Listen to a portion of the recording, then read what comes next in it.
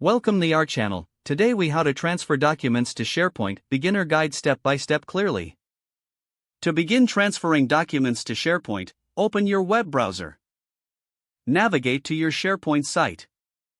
Log in with your organizational credentials if prompted. Once on the home page, locate the document library where you want to upload files. Click on the Documents link in the left-hand menu.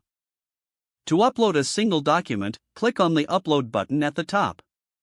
Select Files from the drop-down menu. A File Explorer window will open. Browse to the location of the document on your computer. Highlight the document you wish to upload. Click Open to initiate the upload. For uploading multiple documents, click on Upload again. Select Folder from the drop-down menu. Locate the folder on your computer containing the documents. Highlight the desired folder and click Open.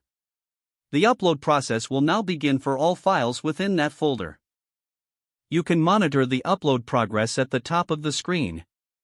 Once the upload is complete, your documents will appear in the document library.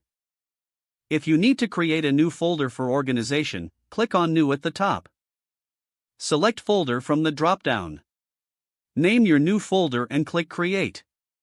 You can now drag and drop documents into this folder for easier navigation.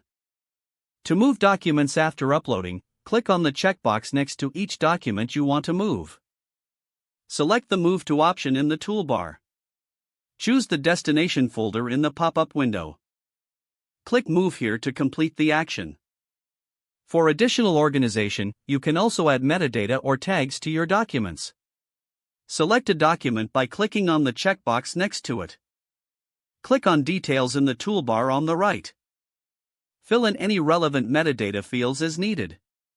Don't forget to like this video and subscribe to our channel for more step-by-step tech guides.